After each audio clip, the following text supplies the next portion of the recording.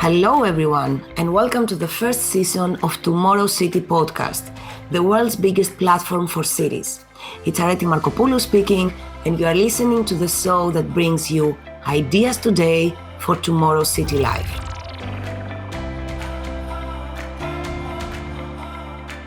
While the digital revolution and technological advancements redefine the way we live, work, or interact in cities as we speak, the main challenges and questions for our society become more relevant. Will smarter cities elevate the quality of life for our society? Will they be designed with a people-centered approach? How could cutting-edge technologies or even big data projects create real, positive impact instead of just appearing great in paper? We share with you the projects and visions for the intersection of cities and technology that are able to empower sustainability, resilience, mobility, urban design, inclusion, or artificial intelligence, among many others. Through global interviews, we bring a diverse set of opinions and debates from the people that are already building the cities of tomorrow, because the challenges for tomorrow should be tackled today.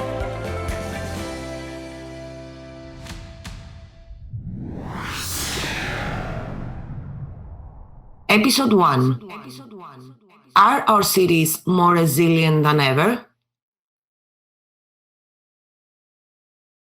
We always look for certainties in life, solid elements that can sustain us and from which to build and evolve. These landmarks or milestones gives us security to grow, investigate, or even explore. But since March 2020, the solidity of our personal and social structures is no longer the same. It is clear that we were not prepared to face a pandemic. Nobody could foresee this happening, mainly because we are not fully aware of the ecodependency our lives have with other species, including these micro-invisible deadly viruses. Our cities have weathered the first round, while the world order we were considering stable and certain changed overnight. We did become resilient, that buzzword, resilience, which defines the ability of individuals to face adversity and adapt well to circumstances. As I was saying, we did become more resilient because we managed to adapt and find solutions to a global crisis as it was emerging.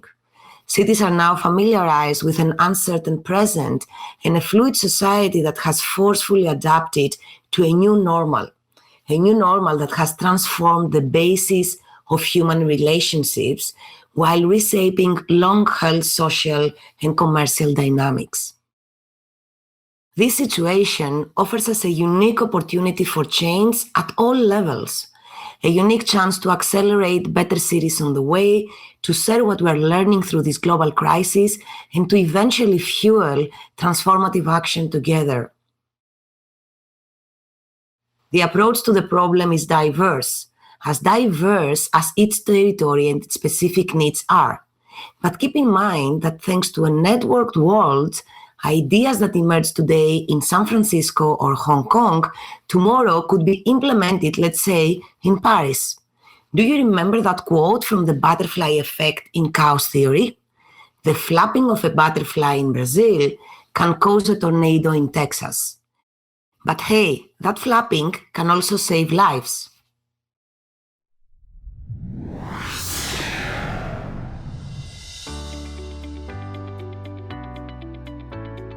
We are here together with Mark Nieuwenhuizen, that he is the president of the International Society for Environmental Epidemiology, as well as the director of the Urban Planning, Environment and Health Initiative at the Barcelona Institute for Global Health, the IS Global. The Institute seeks to translate scientific knowledge and tools to different sectors and stakeholders, increasing impact in the society, which is why we're extremely happy to have with us today Mark for a small chat. So thank you, Mark, and welcome to this podcast. Thank you, Areta. Glad to be here. I will jump directly to some of the questions that we have for you. Starting with a question that is in relation to the insights of the transfer of scientific knowledge model from researchers to practice. So according to your experience, what are the insights of such transfer? So we're specialized in the relationship between urban and transport planning, environment and lifestyle exposures, and health. So we're very much focusing on to see what's happening inside the city. How can we make a healthier city?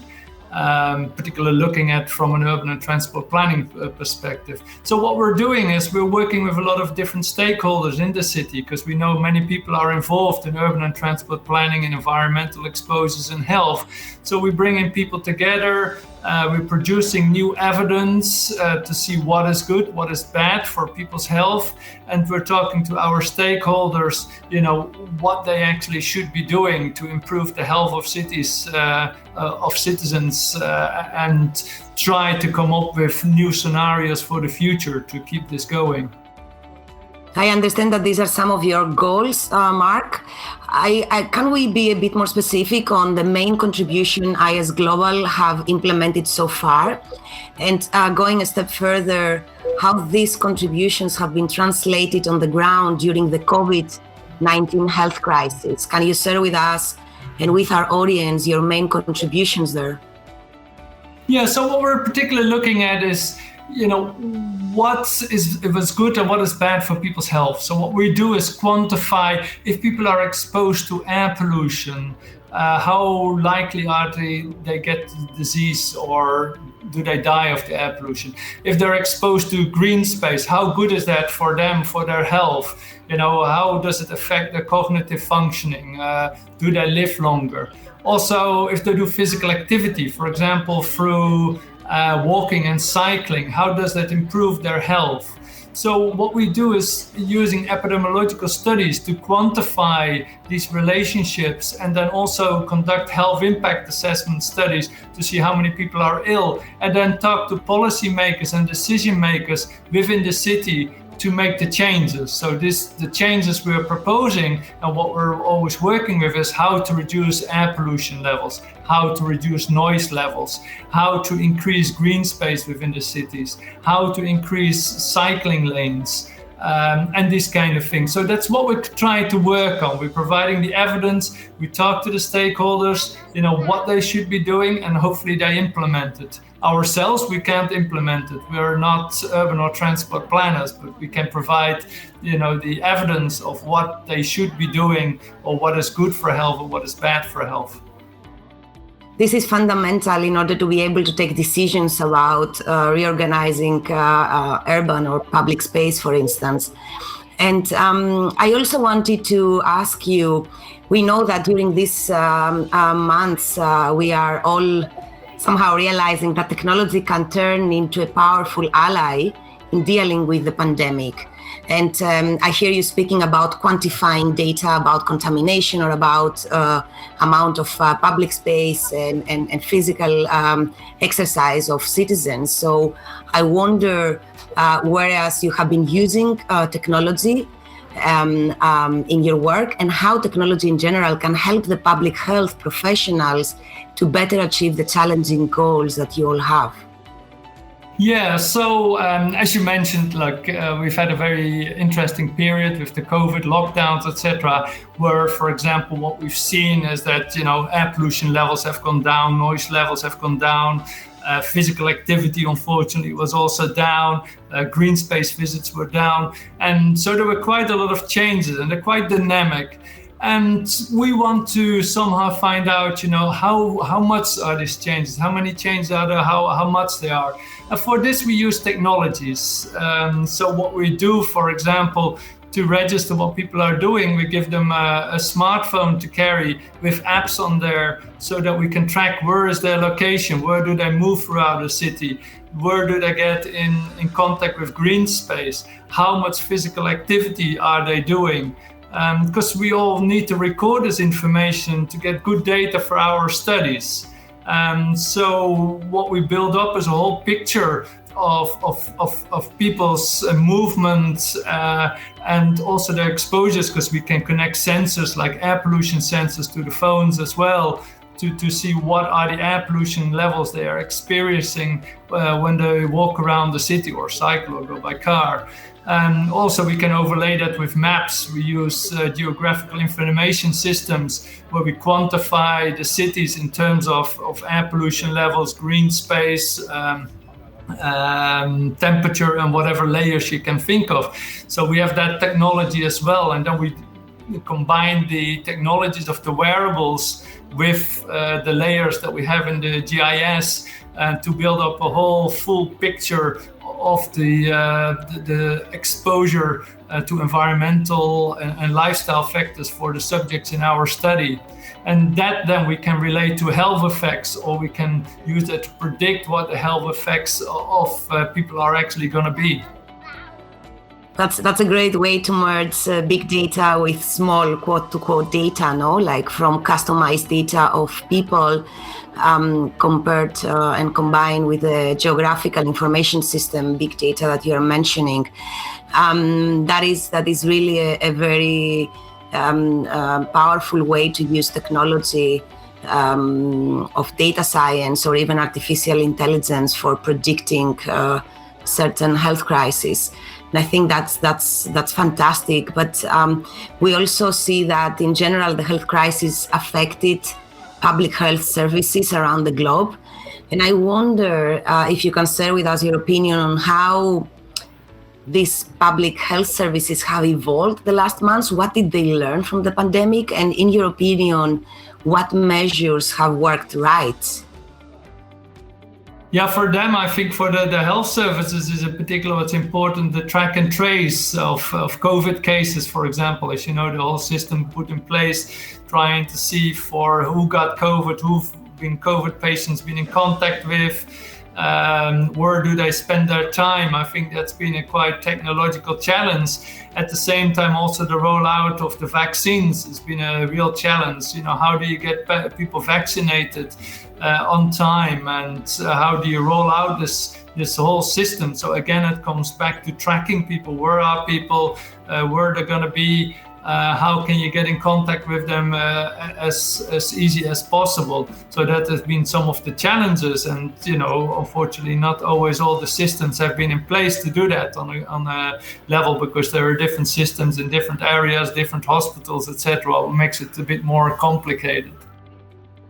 Tracking, sensing, monitoring, they all seem like kind of weapons against the virus. And do you really consider accurate the metaphor of a war against the virus? I mean, are there winners and losers in this pandemic? Can we defeat it, or is it just a matter of finding the best way to coexist with it, as we have been doing with other viruses, such as the plain flu or many others? I think at the moment we're all losers. I mean, that we may not have got the virus, but we're not economically affected, or we can't move around. But of course, we can make the best out of it, what we have at the moment, and learn new technologies, learn understanding, you know, how we need to live in a more sustainable way in the future. I mean, that the zoonosis, you know, the jumping from the virus from animals to humans has been partly because of environmental degradation. So we need to learn to live better with nature and respect nature. What probably will end up is that the coronavirus, I mean, at the moment is fairly strong, but in the future it will be like a flu. What we know before, I mean, it will get weaker, but probably we have to live with it for a very long time, if not forever. I mean, probably it's very hard to eradicate it completely. So that's what we're bringing in. But it's what I said at the same time. What we need to learn from it is also that our cities need to be a bit different than they were before. Before, you know, often cities are too car dominated, leading to high air pollution levels, high noise levels, little green space. We know that's not good for people. I mean, it also degrades their immune system. It leads to many diseases. So we also need to look at how do we, you know, plan our cities for the future. How can we make them much healthier? How can we reduce the air pollution levels, the noise levels, increase green space, increase physical activity. So we've got a more resilient population. And I think that's also where technology actually can help, where we can also visualize more for people what future cities could be like, and also monitor more and using sensors to see what people are exposed to on their daily life and how to reduce their exposure. That is actually a great way to end this conversation, Mark, because on the one hand, we need to realize that there is an issue of changing mentalities and understanding our eco-dependency with nature and with other species, including viruses, and on the other hand, to replan our cities and learn from that so that we can design and implement urban environments that they are much more healthier for their citizens. So thank you very much for your contribution and for sharing with us all the work that you're doing. I wish you all good luck and take care during these difficult times. Thank you, Mark. Thank you so much. It's been a great pleasure. Bye-bye.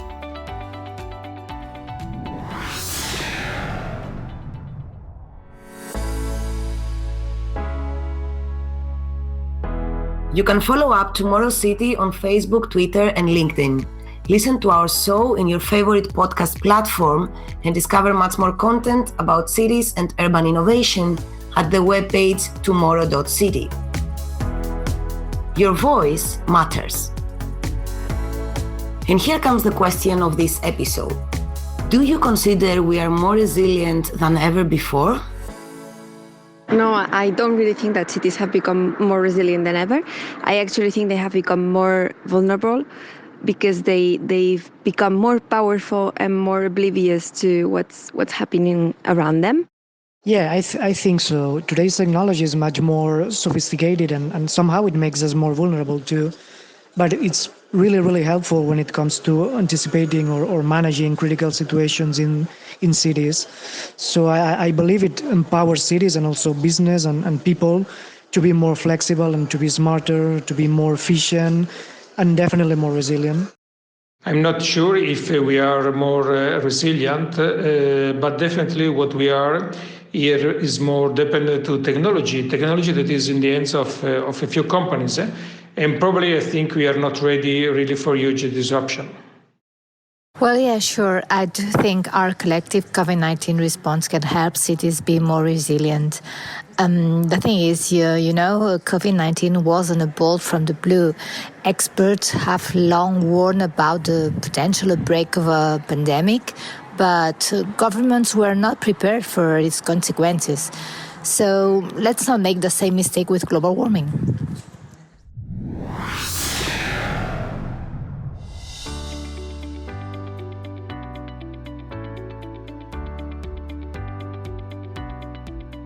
The current global challenge we are facing surely has multiple layers in addition to the first most critical one, which is addressing the health emergency.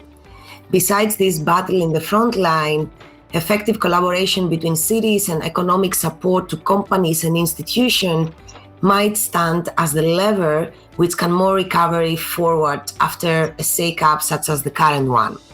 In this regard, we are glad to dig deeper into one of the most meaningful initiatives at a global scale when it comes to enable city collaboration. It's called City Possible.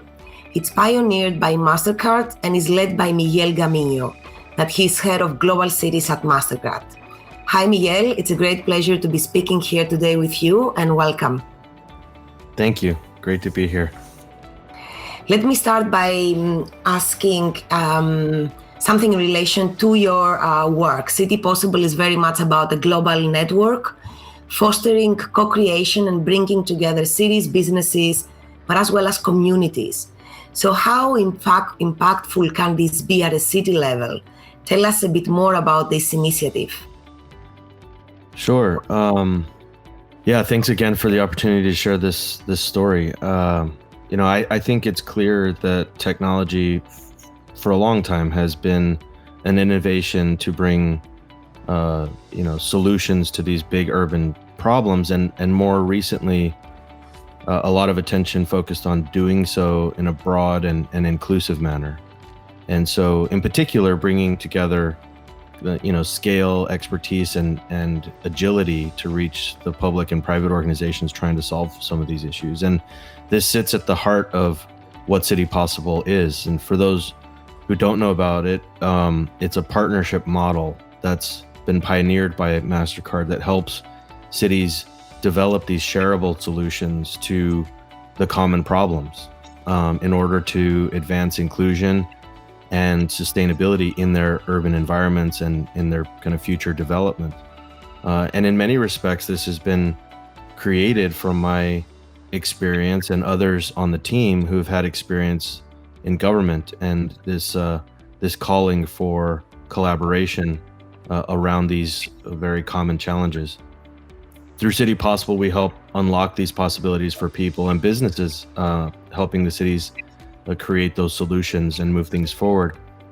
And some of our technology and our data insights and strategic partnerships help these cities become more connected and more resilient in their solutions or in their delivery of service to people, and doing things that are maybe most obvious as it relates to our brand, like improving the efficiencies by eliminating the cost and consequence of cash, but also promoting inclusive economic development through the use of data and expanding access to city programs by digitizing those municipal services and making them more accessible and inclusive.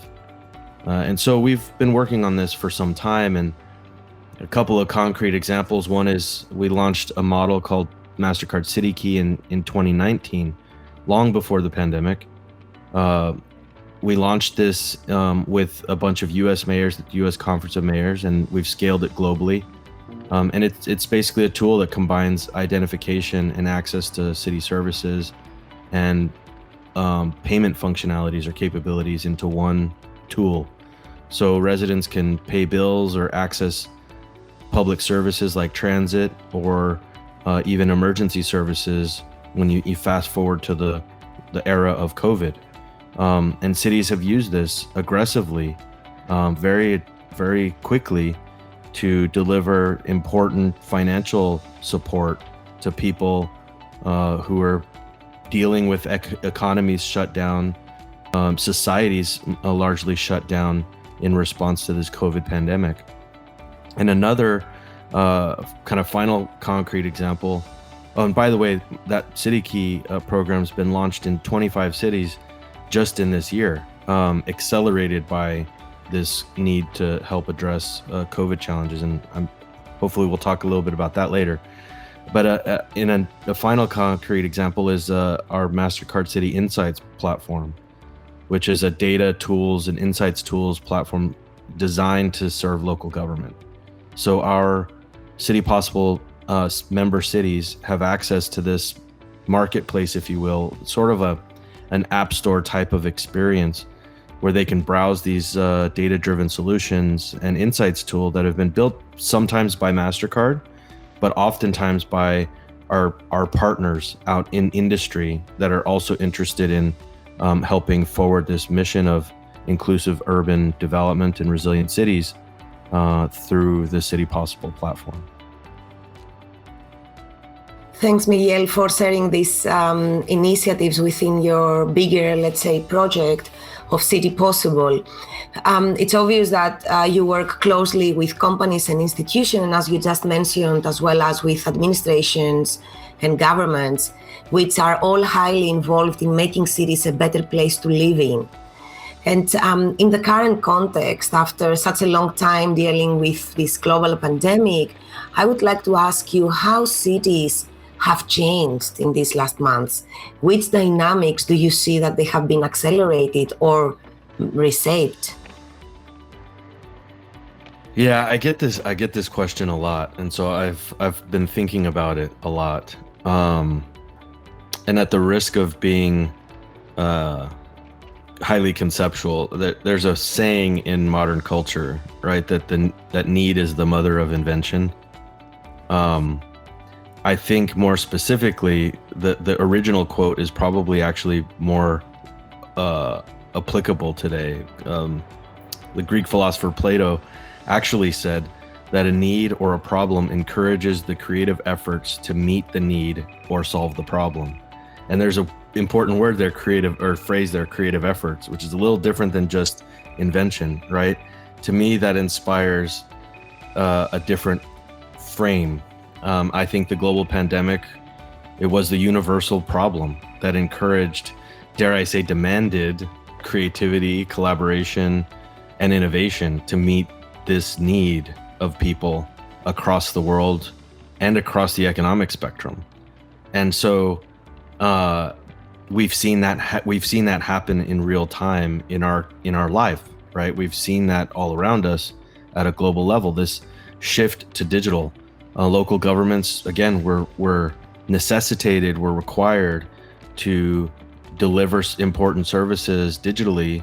And so cities actively partnered with industry groups, community groups, advocacy groups, etc., to try to develop and deploy these digital tools at speed. And speaking of speed, it really was the acceleration on the technological transformation. Back when I was the CTO of a number of cities, we all had digital strategies. Those digital strategies were mostly aimed at accomplishing improved processes, improved service delivery, better user experiences, efficiencies, those sorts of things. Those digital strategies now are health and life safety strategies, right? They are about keeping people safe and still delivering service to them that they need in critical form. So it was no longer a nice to have. It became an absolutely critical thing to mobilize. And the urgency also demanded creativity in partnerships and processes and tools. And so cities around the world were beginning to much more proactively reach out and leverage these relationships with organizations like ours, but also others that were already at the table, right? One of the things that was really powerful I saw about City Possible was that we were already there. I tell people that not a single thing that we had started at City Possible was set aside in response to COVID.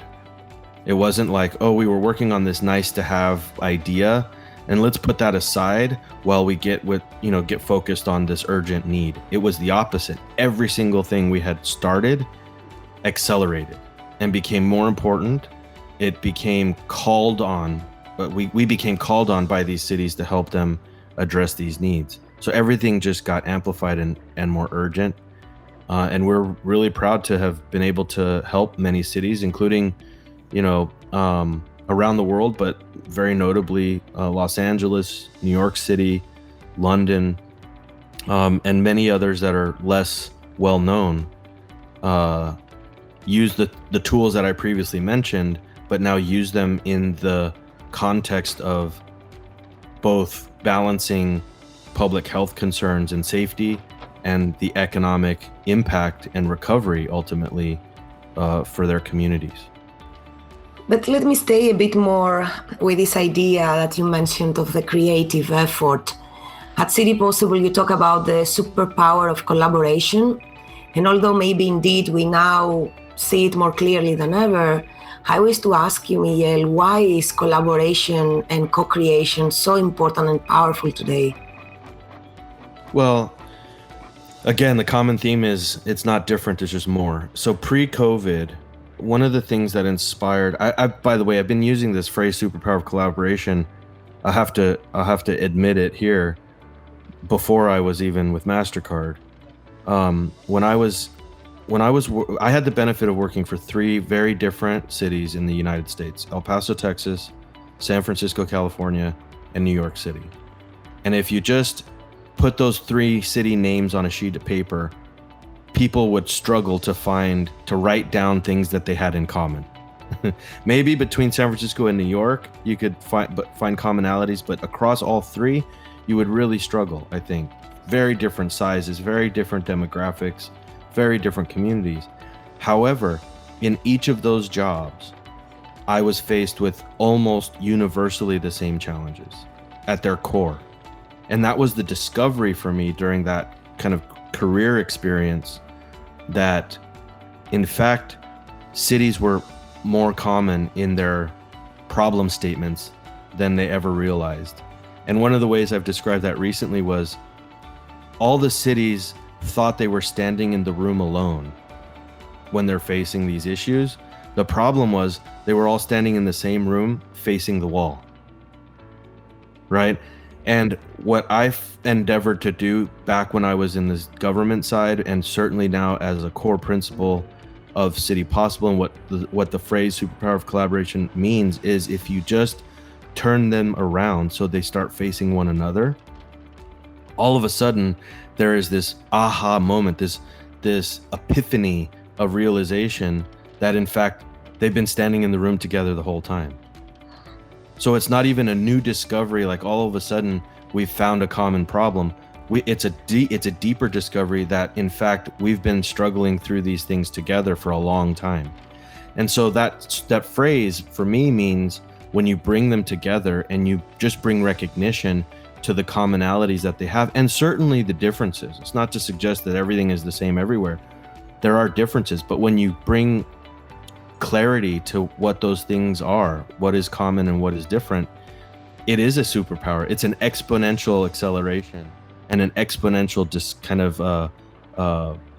point of progress, because now they begin working together, and every city should stand on the shoulders of the city who has worked on that problem before them and continue the progress, not recreate the progress previously made.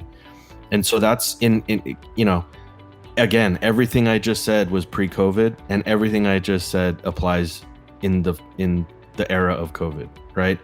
And more pronounced, more obvious, because now COVID is that unifying problem, right? Everybody's got it and everybody has to address it.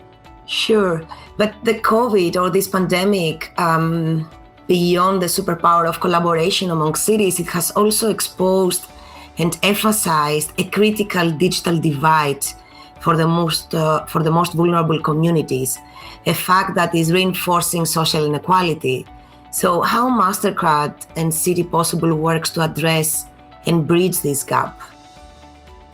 So there's a few ways, and again, this is a perfect example of what I mean by that commonality, right? So the nuances of why a community is digitally divided or fractured in its digital access might be different, but that fundamental reality that not everybody has digital access is universal, nearly, right? And that's a really great example of what I mean, right? Where there are things that are different, but there's this big thing in the middle of the room that is the same. And we've been working with different cities in different ways. We are certainly, in fact, very recently, our CEO has aligned with some other big CEOs to really push forward this concept of universal broadband. We're acting at the local level and helping cities with their kind of their own projects, but also this broader conversation about how to bring broadband access to the parts of their community that need it. And on the other side of the equation, for example, CityKey is a universal platform for digital identity, payment, and access capabilities. So one side of the equation is we have to get them online so they can consume digital services. Well, sometimes those require payments, and even when you don't have to make a payment, sometimes you have to identify that you're entitled to that service.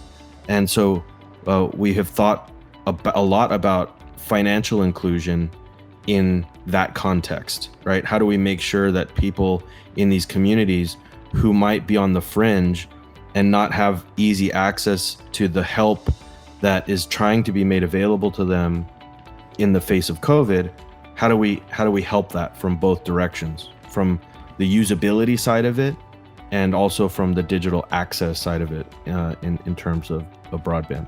Mm-hmm.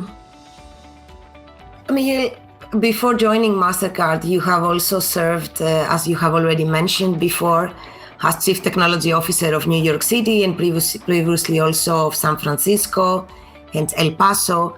And I would like to ask you, from your wide experience working with cities, do you see an essential change happening in cities? Do you think that we are now taking a path towards more resilient cities than ever?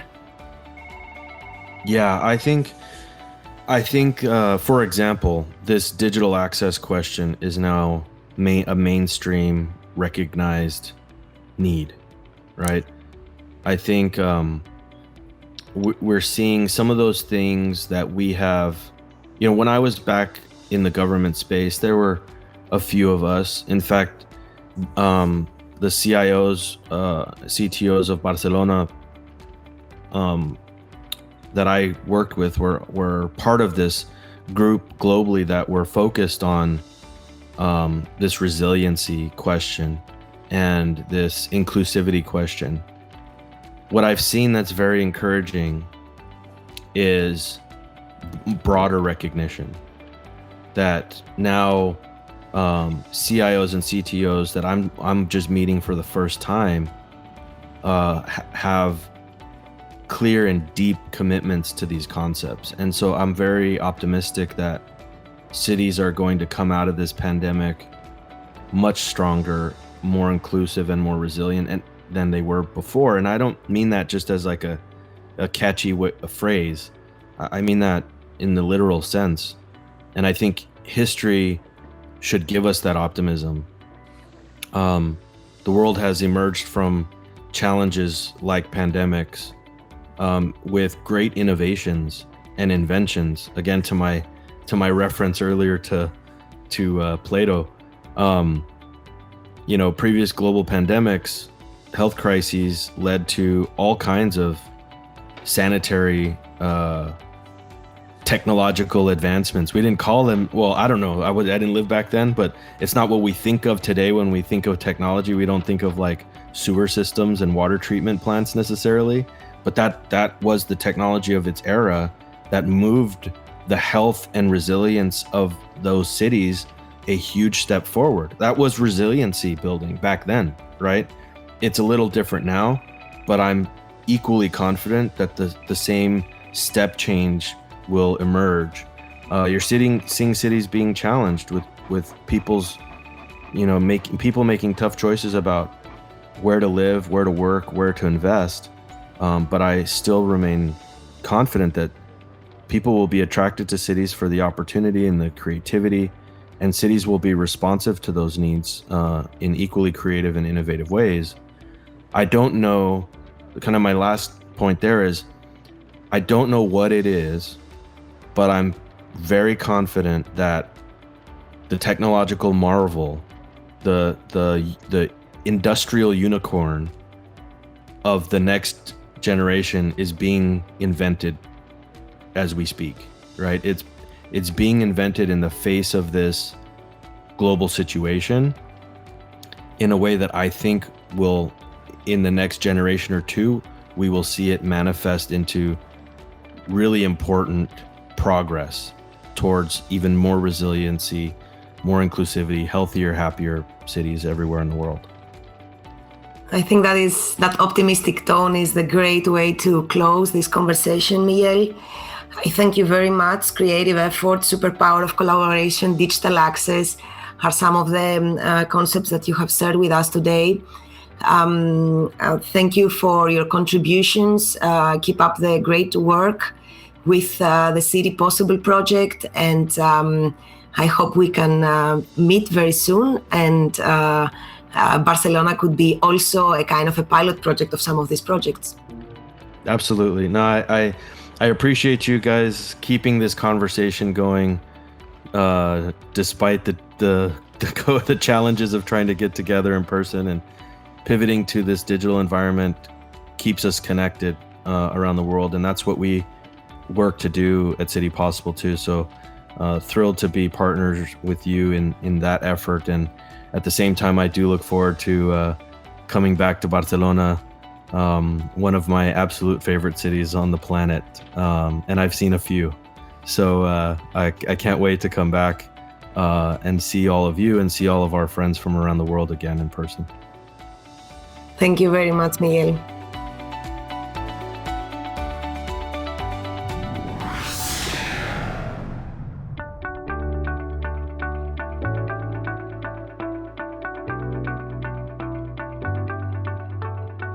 The first wave of the virus gave us the opportunity to rethink ourselves as individuals and as society, no doubt through one of the greatest challenges of our time. Only on extraordinary occasions, though, a generation has a reset button at hand. The pace of the cities has slowed enough to fit the questions. What kind of reconstruction do we want? And how can we reach the futures we envision? Likely, many of you will consider politicians didn't seize the time properly and their answers were late, partial, or even insufficient to stop the spreading. And although I guess there is truth there, we also need to highlight the diverse global and local responses that has been transformed into truly inspiring stories of overcoming. We witnessed resilient communities who push humanity a little further, a little higher, and a little stronger.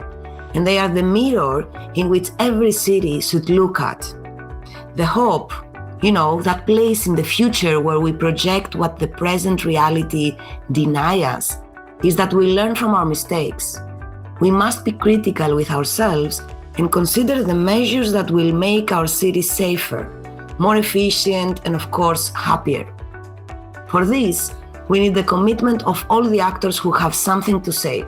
And we need a unique combination of both top-down and bottom-up processes to achieve it.